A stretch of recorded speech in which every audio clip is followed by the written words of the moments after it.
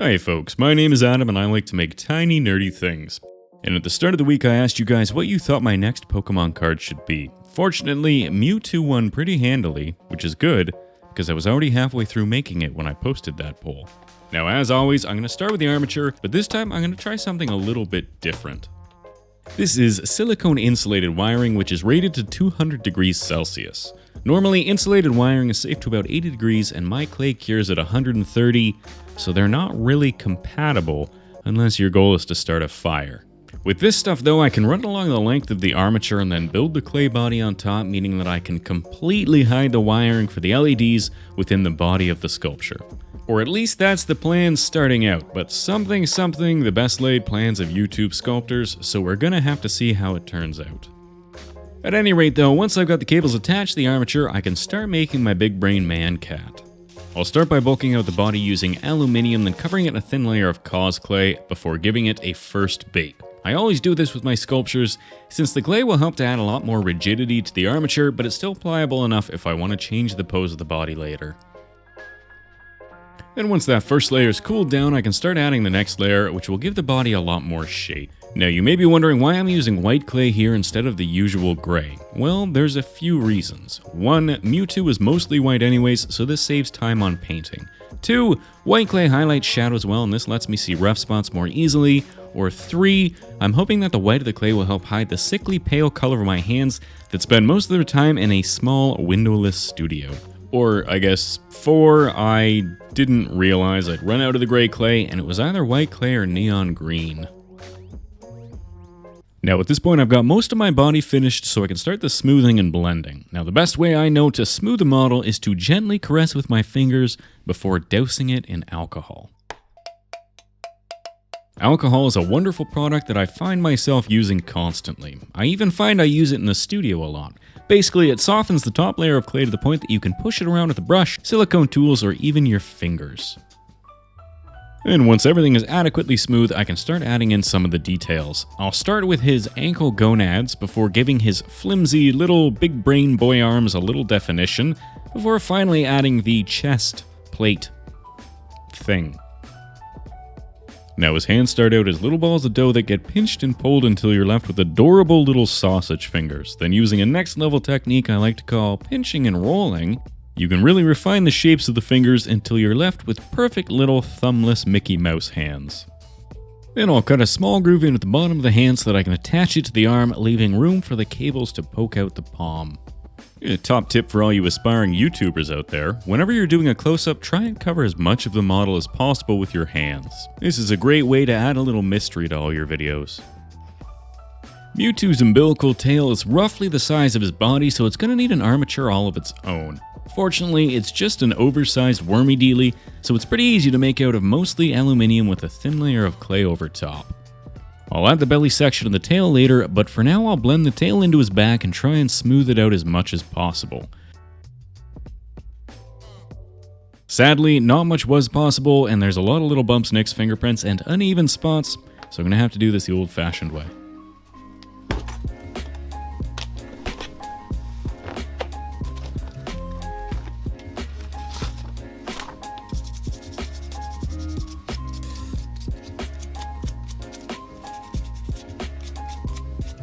Fortunately, after a little elbow grease, it's smooth enough and we can get cracking on the noggin.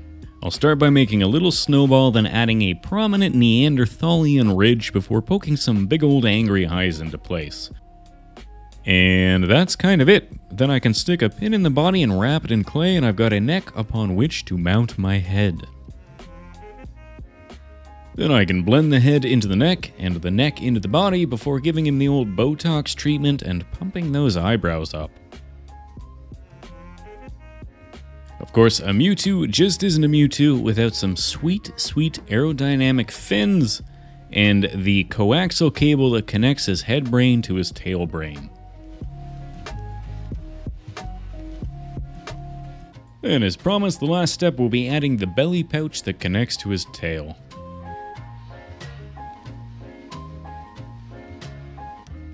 Now this was easily one of my favorite models to paint. He's white and he's purple, and that's it. Now, in spite of using white clay, I actually did go over his entire body with a barely purpley tinted white base coat, but I figured that part doesn't make for good TV, so I skipped straight to the exciting world of painting eggplants.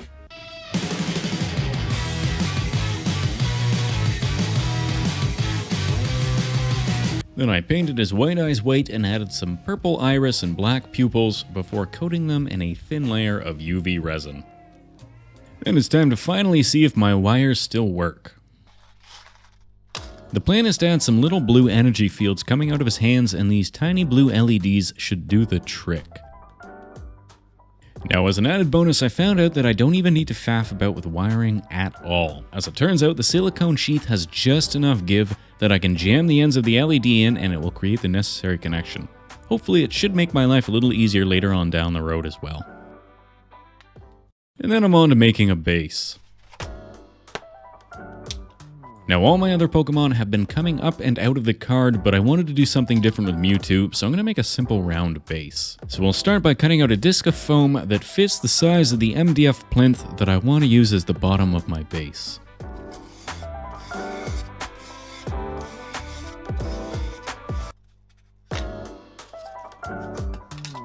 Then I'll drill a couple of holes for mounting and carve out a section underneath to house the electronics.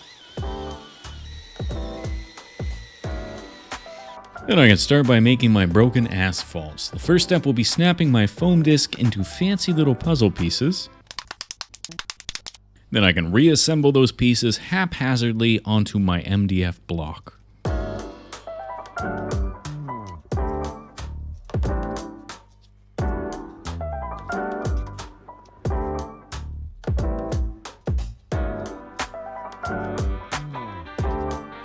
And then it's time to add some texture.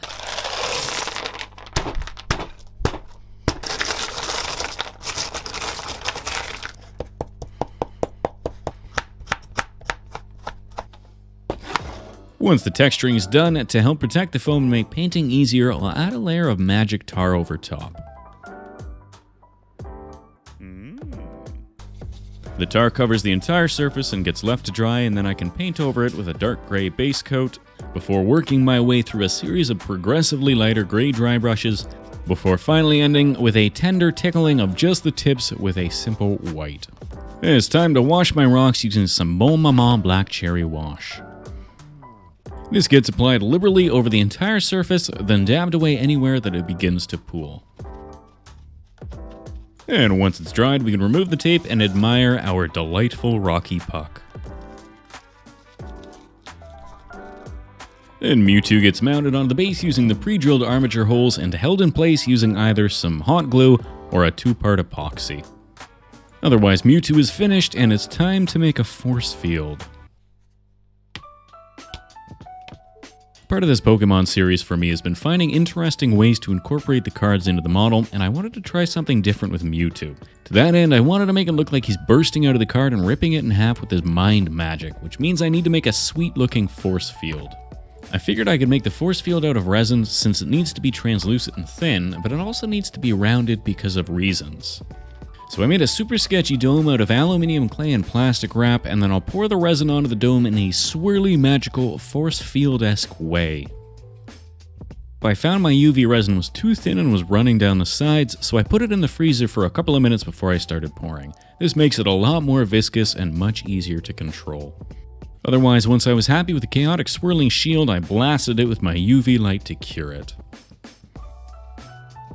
Then it was just a case of peeling the resin off the plastic wrap, and you've got yourself one pretty awesome, slightly curved magic dome.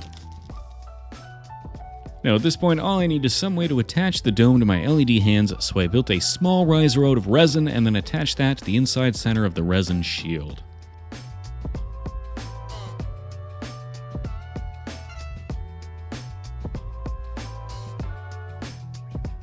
Then I drilled a small LED-sized hole in the center of the riser and added one of my little blue lights.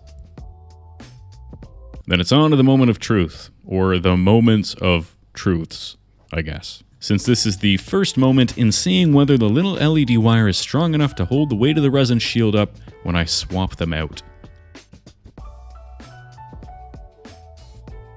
With no catastrophic failure, it's time to see if the electronics are still functioning and if my force fields will light up. Oh, that's hot. That's hot. Now I could stop here and I'd be left with a pretty sweet sculpture, but part of this little adventure has been finding ways to incorporate the cards into each model, and Mewtwo is no exception. Of course, this means that I need to make the card.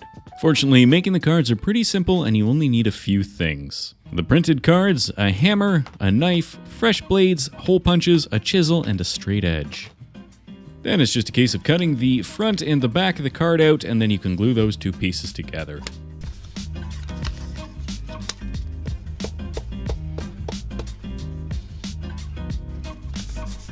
To add a little dimension, I like to use my hole punches to chop out the symbols for the energy types, and then I'll add these to my card. Then I'll also add the flavor text and description. Finally, I'll chop the art out of the center since I want it to look like our bi-brain psychic lemur is ripping the card in half as if he's escaped from his trading card prison. I wanted to fill that space in with something though, so I'm going to tape off the back side and then fill in the center with a little UV resin, which I can then swirl some purple ink into to give it a spooky, spacey effect. Then once it's cured, I'll cut the card in half with a slight curve so that it can fit on top of my force field. I want it to look like Mewtwo severed the card in half as he escaped, so I need both sides to conform with the shape of the shield.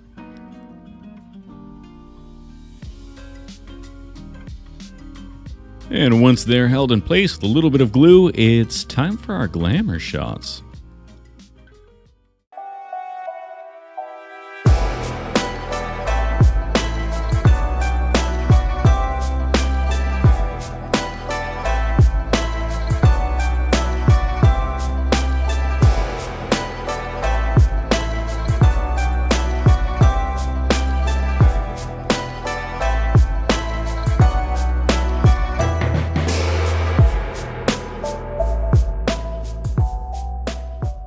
There you have it, folks. I hope you like this one, as I'm pretty pleased with how it turned out. Fun fact, this was my second iteration since I got all the way to the painting stage of my first design before deciding that I hated it. And no one will ever see that original design, except my patrons, who see everything. Speaking of my patrons, I want to give a big shout out to my newest patrons, Aaron Hatton, Benny Bento Box, BG, Ainsley, CJ and Jason, Calypsis, Krista Miller, Duck, and Cosmic MB. They join the ranks of the fabled few who keep this channel running and these tiny nerdy things flowing. If you'd like to help out, then consider subscribing, hitting that like button, leaving me a comment down below, and sharing this video. Of course, if you want to go that one step further, then head on over to Patreon. We have cookies. We don't have cookies, that was a lie. Otherwise, we'll see you next time. Cheers.